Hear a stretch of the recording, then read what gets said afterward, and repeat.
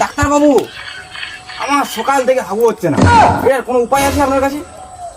আছে, একটা ওষুধ আছে। কি ওষুধ? একটা ওষুধ দিন আমার। দেখি পেটটা দেখি। মাসের পেট।